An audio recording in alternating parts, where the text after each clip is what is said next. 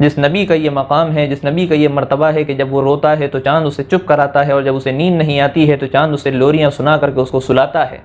جمال الوجود بذكر الإله وتصفو الحياة بنور هدى۔ السلام علیکم ورحمۃ اللہ وبرکاتہ۔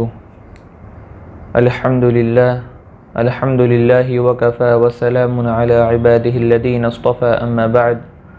فاعوذ باللہ من الشیطان الرجیم، بسم اللہ الرحمن الرحیم۔ لقد كان لكم في رسول اللہ اسوۃ حسنہ، صدق اللہ العظیم۔ اللہ رب العالمین نے قرآن پاک میں فرمایا کہ رسول اللہ صلی اللہ علیہ وسلم کی ذات میں تمہارے لیے نمونہ ہے، رسول پاک علیہ السلام کی زندگی تمہارے لیے آئیڈیل ہے۔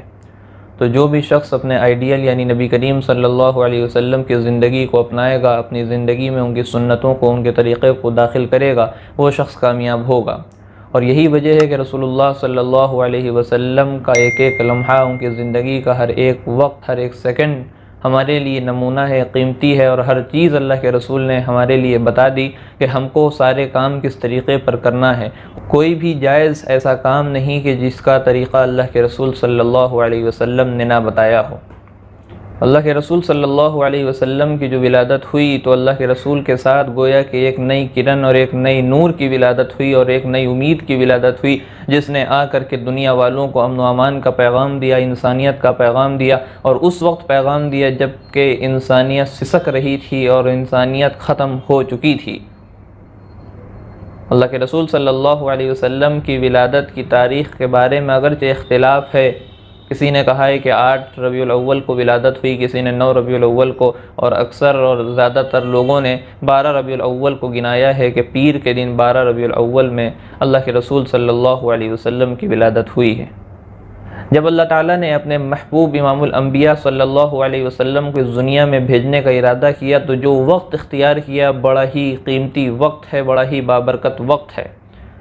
اللہ کے رسول صلی اللہ علیہ وسلم کی صبح صادق کے وقت ولادت ہوئی، وہ اس لیے کہ اگر اللہ کے رسول صلی اللہ علیہ وسلم کی ولادت رات کے وقت ہوتی تو صبح کا وقت اللہ سے شکایت کر سکتا تھا کہ اے اللہ آپ نے ہم کو نبی کی ولادت سے محروم کر دیا، اور اگر صبح کے وقت آپ کی ولادت ہوتی تو رات کا حصہ اللہ رب العالمین سے یہ شکایت کر سکتا تھا کہ یا اللہ آپ نے ہم کو اپنے حبیب کی ولادت سے محروم کر دیا۔ اس لیے اللہ نے جو اپنے نبی کے ولادت کا وقت منتخب کیا وہ ایسا منتخب کیا کہ دن نے بھی فائدہ اٹھایا، رات نے بھی فائدہ اٹھایا۔ اس سے ایک دوسری چیز یہ بھی ثابت ہوئی کہ اللہ کے رسول صلی اللہ علیہ وسلم کی ولادت ہی امن کا درس دیتی ہے، اور آپ کی ولادت ہی یہ درس دیتی ہے، یہ پیغام دیتی ہے کہ لوگوں کے ساتھ عدل و انصاف کیا جائے، کسی کے ساتھ ظلم و زیادتی نہ کیا جائے، کسی کے حق کو نہ مارا جائے۔ اور اسی طریقے سے اللہ کے رسول صلی اللہ علیہ وسلم کی والدہ سیدہ آمنہ فرماتی ہیں کہ جب اللہ کے رسول صلی اللہ علیہ وسلم کی ولادت ہوئی تو اللہ کے نبی علیہ السلام دوسرے بچوں کی طرح، عام بچوں کی طرح نہیں تھے، بلکہ جب ان کی ولادت ہوئی تو ولادت ہوتے ہی جیسے ہی وہ اس دنیا میں تشریف لائے انہوں نے اپنے جسم کو پلٹا، بلکہ کروٹ لی اور سیدھا سجدے میں چلے گئے۔ اور سجدہ باقاعدہ وہ پراپر سجدہ تھا، نہ کہ بچے جس طریقے سے اوندھے منہ لیٹ جاتے ہیں وہ طریقہ نہیں تھا۔ جس سے یہ بھی پتہ چلتا ہے کہ اللہ کے رسول صلی اللہ علیہ وسلم خالص ایک اللہ کی عبادت کی دعوت دینے کے لیے آئے تھے، اور لوگوں کا تعلق اللہ سے جوڑنے کے لیے آئے تھے، اور لوگوں کو اللہ کے سامنے جھکانے کی دعوت لے کر کے آئے تھے۔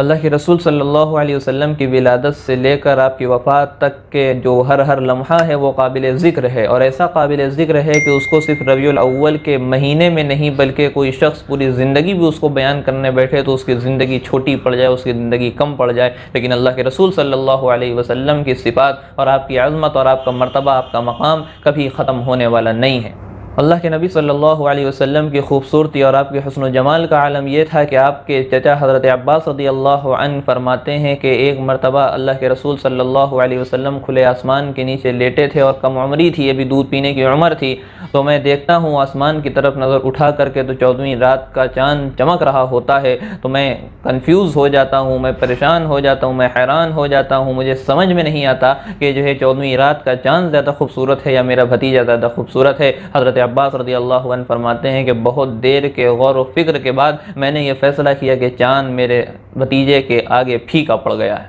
یہی حضرت عباس رضی اللہ عنہ آپ کے چچا ہیں اور فرماتے ہیں کہ میں نے چاند کو دیکھا تو چاند کبھی اوپر جاتا ہے، کبھی نیچے جاتا ہے، اور کبھی دائیں جاتا ہے، کبھی بائیں جاتا ہے۔ کہتے ہیں میں نے پوری زندگی میں ایسے چاند کو کبھی ہلتے ہوئے نہیں دیکھا، کبھی متحرک نہیں دیکھا، کبھی حرکت کرتا ہوا نہیں دیکھا، بلکہ وہ ایک طرف سے نکلتا ہے دوسری طرف جا کے ڈوب جاتا ہے، غروب ہو جاتا ہے۔ لیکن آج چاند کو کیا ہو گیا کہ وہ اوپر بھی جا رہا ہے، نیچے بھی جا رہا ہے، دائیں بھی جا رہا ہے، بائیں بھی ہو رہا ہے۔ اس کی کیا وجہ ہے؟ کہتے ہیں میں پریشان ہو گیا، جب بہت غور و تدبر کیا اللہ تعالیٰ نے میرے دل میں یہ بات ڈالی کہ جب اللہ کے رسول صلی اللہ علیہ وسلم اپنے ہاتھ پیروں کو حرکت دیتے ہیں تو چاند میں بھی حرکت ہوتی ہے، چاند بھی آگے پیچھے ہونے لگتا ہے جب اللہ کے رسول ہاتھ پیر آگے پیچھے ہوتے ہیں۔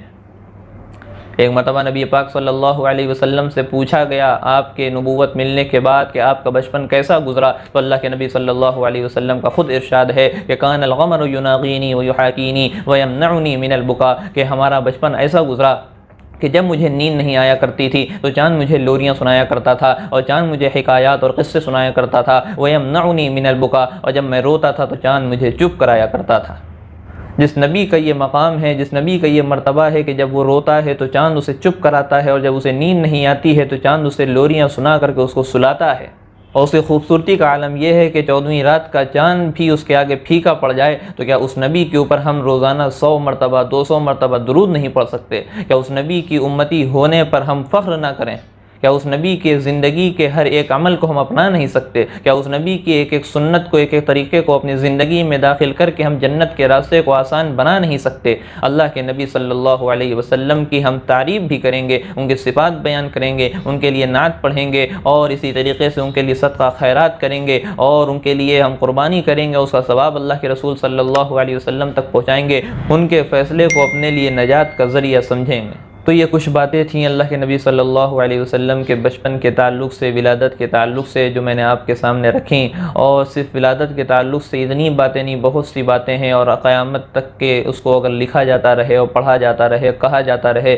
تب بھی وہ باتیں ختم نہیں ہو سکتی۔ آپ کی پوری زندگی ہمارے لیے آئیڈیل ہے، نمونہ ہے، لیکن ہمارے اندر نہ اتنی سکت، نہ اتنی طاقت ہے کہ میں اسے بیان کر سکوں، اور نہ آپ کے اندر اتنی سکت ہے، اتنی طاقت ہے کہ آپ ان تمام چیزوں کو سن سکیں۔ ہمارے لیے ضروری ہے کہ اللہ کے نبی صلی اللہ علیہ وسلم کے ایک ایک طریقے کو اپنائیں جتنا ہو سکے، اور اللہ سے مانگتے رہیں کہ اللہ ہم کو اپنے حکموں پر اور نبی پاک علیہ الصلوۃ کے طریقوں پر چلنے کی توفیق عطا فرما دیجیے۔ اور ہمارے لیے ضروری ہے کہ ربیع الاول کے مہینے میں خاص طور سے زیادہ درود شریف کی پابندی کریں، اور اللہ کے رسول صلی اللہ علیہ وسلم کی خدمت میں درود شریف کا نذرانہ پیش کرتے رہیں۔ اللہم صلی علی سیدنا محمد وعلی آل سیدنا محمد وبارک وسلم۔ اللہ تعالیٰ سے دعا ہے کہ اللہ تعالیٰ ہم سب کو کامل دین پر چلنے کی توفیق عطا فرمائے، اور کثرت سے درود شریف کی توفیق عطا فرمائے۔ آمین۔ وآخر دعوانا ان الحمدللہ رب العالمین۔ ویڈیو اگر اچھی لگی ہو تو لائک کریں، شیئر کریں، اور چینل کو سبسکرائب کرنا نہ بھولیں،